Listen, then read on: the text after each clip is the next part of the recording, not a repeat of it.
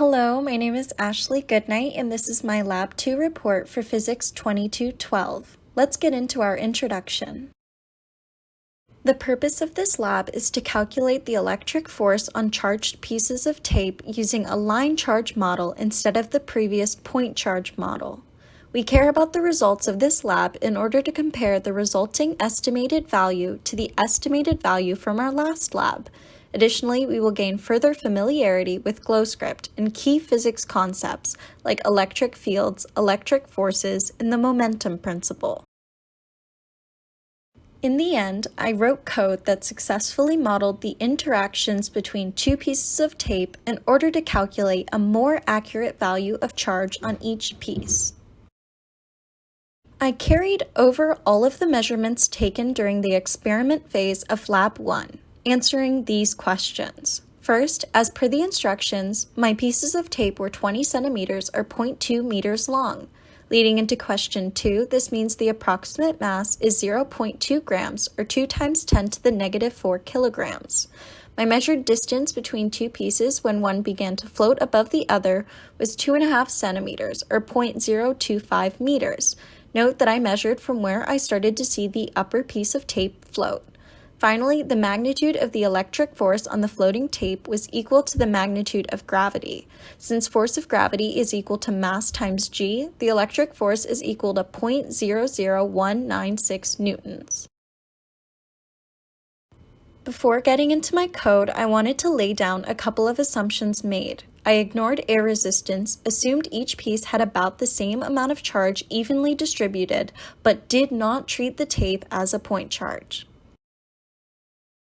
Moving on to my code, I first edited the observed value section in the beginning. This involved plugging in the mass of one tape I measured earlier and the estimated net charge of one tape, which I will discuss later.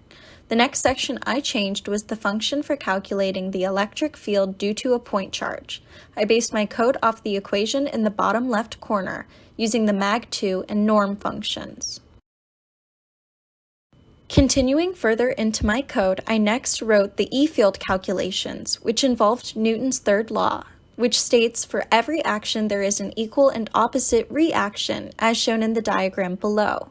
Finally, I had to scale up and down the arrows for the electric and gravitational force. Let's take a look at what all of this code produced.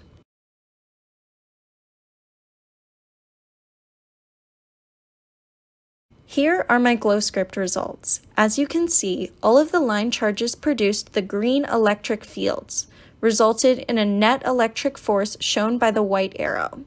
Notice that the white arrow looks to be the same length as the yellow arrow, representing the gravitational force.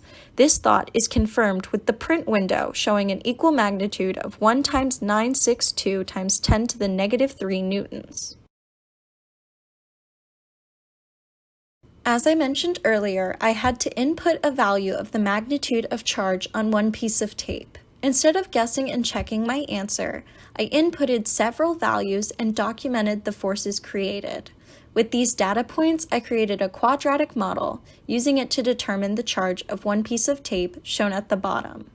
Let's move on to the conclusion questions. What if you had modeled each of your tapes as a single point charge, like in the previous lab? Well, for Lab 1, the estimated value of charge was 1.167 times 10 raised to the power of negative 8 coulombs, which is less than half of my new estimated value. Why do these estimates differ? Well, they differ because we changed the assumptions of our model. In our first lab, we said the tapes were just point charges and calculated the charge model using that. Now, we are looking at the bottom tape as an actual line of charge, using superposition to sum up the values of adjacent point charges. Which value is more likely to be closer to the real value? Since we are now making assumptions that are closer to what is actually happening in the experiment, aka seeing tape as the line it is instead of a point, that will be closer. Thank you so much for watching. If you would like to see my GlowScript code in action for yourself, the link is in the description of the video.